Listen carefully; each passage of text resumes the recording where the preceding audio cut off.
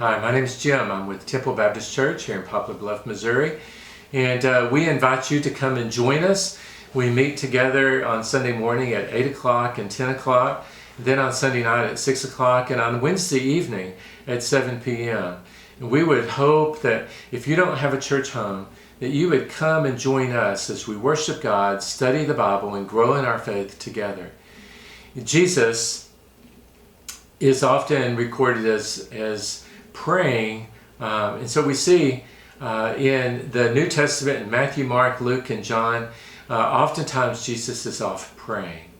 One of the greatest prayers that we can learn from is the prayer of Jesus when he was in the garden, just before he was going to be arrested, and it would only be hours before that he was going to be crucified.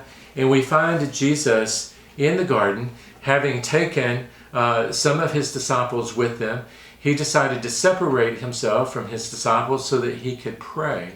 And he told them to stay here and pray, and I will go over here and I will pray. And what we see there in Mark chapter 14, verse 36, is the most amazing prayer. And this prayer teaches us, it challenges us, it inspires us to be more like Jesus. Here's what he said when he was praying. Jesus said, "Abba, Father, all things are possible for you. Take this cup away from me. Nevertheless, not what I will, but what you will." And so we hear Jesus' words, this intimate expression where he says, "Abba, Father." That was like saying, "Daddy." Yet, it acknowledges the God of heaven, and it acknowledges the position that Jesus was in under the authority of the Father, because he says, "Abba, Father." And then look at what he says, "All things are possible for you." The Bible reminds us in a few places that there's nothing impossible for God. In fact, the angel tells Mary about the birth of Jesus when she says, "How can this come about?" He says that nothing is impossible with God. All things are possible for you. That nothing is impossible for God. It reminds us of the authority, of the sovereignty, of the power that is God. Then he goes on to use this word, nevertheless.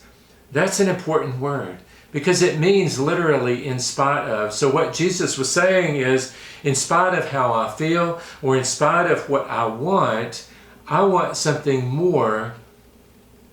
And what that is I want your will to be done.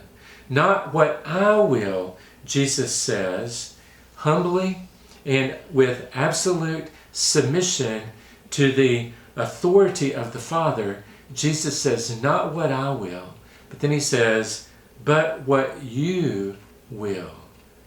Complete acceptance of the Father's plan and desire for his life. It shows us that we as well can come before the Father, acknowledging him in a way that is intimate, because he has granted to us that we should have a relationship with him. We're adopted into his family.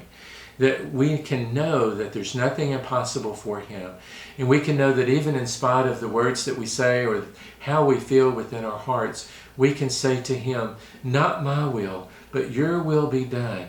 And we can submit ourselves under his authority and know from his love that he will always do what is absolutely best for each of us.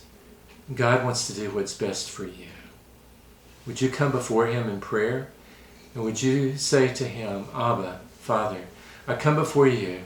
I submit myself to you. And I ask for your will to be done in my life. If you know Jesus, be like Jesus. And if you don't know Jesus, start your relationship with God today, simply by saying, Father, I need you. Come into my life, forgive me of my sins, and make me the person you want me to be. I pray that you have a blessed day, and I'd love to see you at Temple Baptist Church.